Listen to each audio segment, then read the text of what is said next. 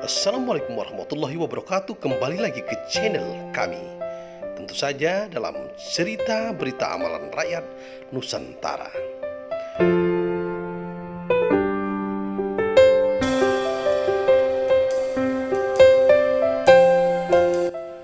Kami mengulas sebuah berita dari Anda dan untuk Anda. Tentu saja opininya sangat berimbang.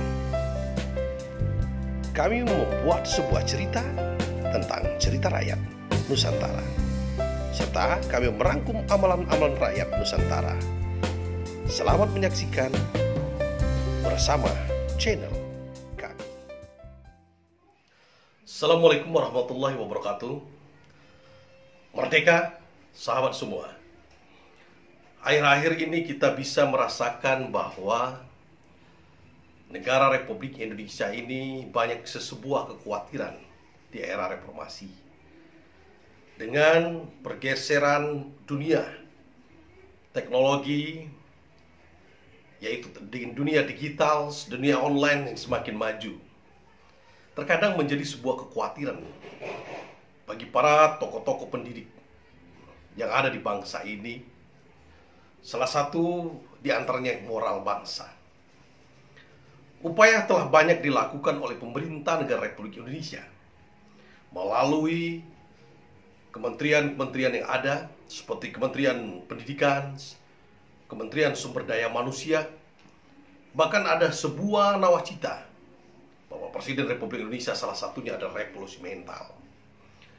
Akhir-akhir ini kita sudah mulai tergerus oleh sebuah zaman di mana sudah mulai banyak perbedaan-perbedaan adab, tata keramah dari sebuah moral anak-anak bangsa.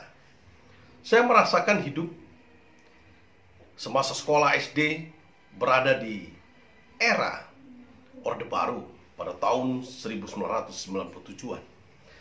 Bertahap ke masuknya era reformasi. Ada sebuah sekolah yang memberikan pembelajaran kepada setiap siswa SD, yaitu pendidikan moral Pancasila, naik menjadi pendidikan Pancasila Kewarganegaraan atau PPKN.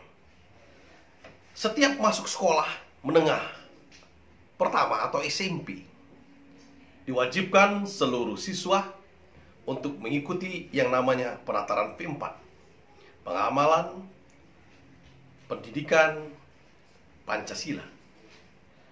Ini sebuah program yang cukup mendoktrin para pemuda-pemuda di masanya untuk bisa menerapkan sebuah moral bangsa yang bisa dianggap sebagai modal dasar beradaptasi bagi para pemuda.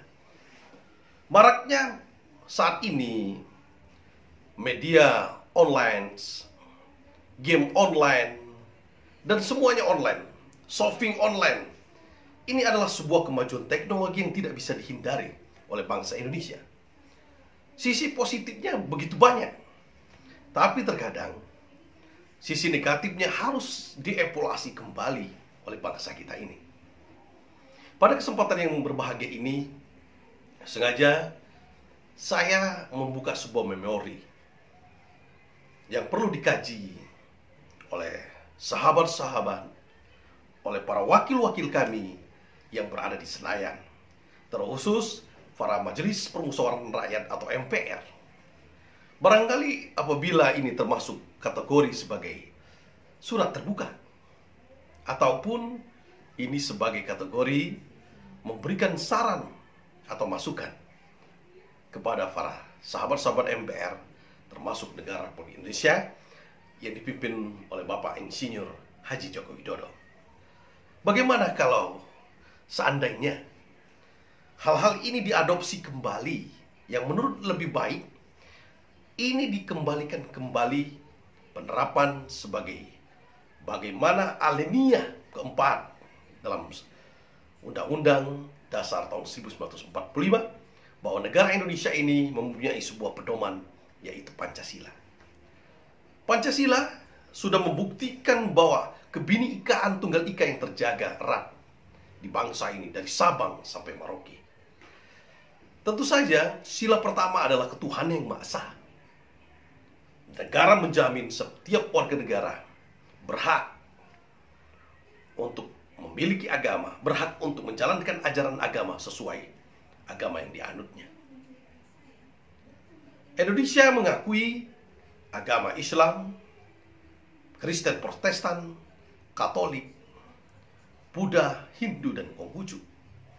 Ini sebuah bentuk daripada ketuhanan yang Maha Esa. Tentu saja sebuah Pancasila yang dibuat oleh tokoh pendiri bangsa ini, dirumuskan oleh para tokoh-tokoh pendiri bangsa, Insinyur Soekarno, sangat memberikan Bhinneka Tunggal Ika, walaupun berbeda-beda tetap satu tujuan.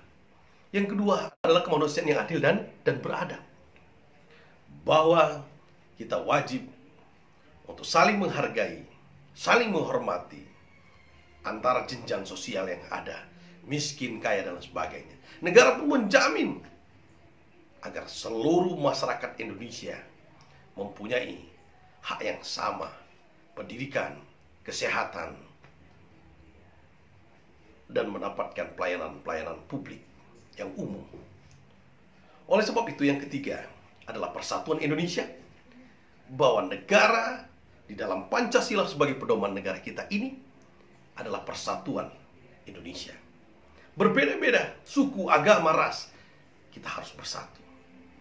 Tetapi ketika pergeseran moral, ketika pergeseran akhlak, ketika para pedoman kita Pancasila sudah mulai tergerus oleh tokoh-tokoh muda, oleh anak-anak sekolah yang mulai dari SMP, akhirnya persatuan Indonesia mulai menjadi sebuah tanda tanya atau tanda kutip.